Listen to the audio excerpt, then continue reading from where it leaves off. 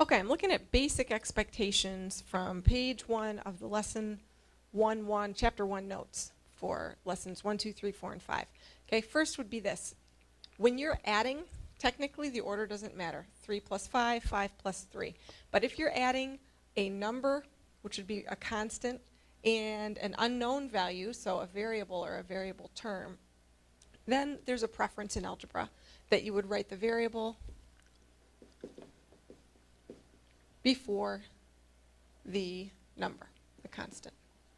So again, it's not hard and fast, but that's the preference. When multiplying a variable and a number, okay, this is a little more of a requirement. It's preferable to write the number before the variable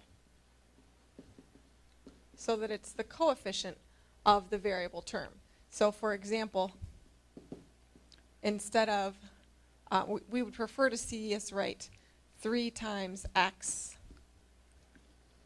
okay, versus writing x times 3, okay? And then technically, when you are multiplying, one thing we never do is we never use the old times symbol when we multiply, because it can easily be confused with the variable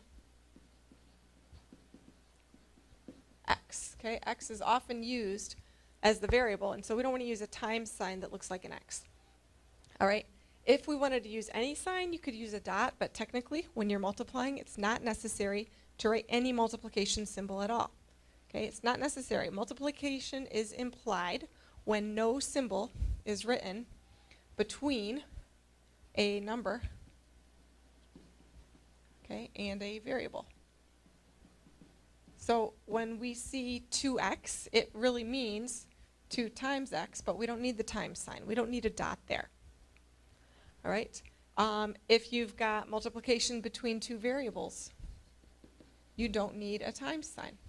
All right? If you're taking x, if you see xy, it means x times y, but we don't need the times sign. Another time, if you have a factor and then a quantity that's inside parentheses, you don't need a multiplication sign. All right, so if you're multiplying, if you see 2 and then in parentheses x plus 4, that means 2 times x plus 4, but we don't need a times sign there. So that's how that would go. To show division, okay, we're going to use a horizontal fraction bar.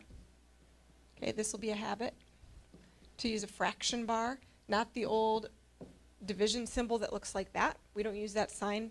We almost never use that in algebra. Another thing to keep in mind is that if a variable has no written exponent, we can safely assume that the exponent is 1.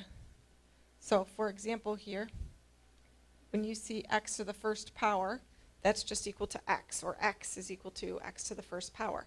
The same deal with coefficients. If there is no coefficient, okay, remember what the coefficient is. That's the number in front of the variable. Okay, if there is no number in front of the variable, then we can assume that the coefficient is 1. So if we just see x by itself, we can assume that the coefficient is 1. All right, so these are some basic expectations that I'll be reminding you of as we proceed this year, but I want to put those on the table right off the bat.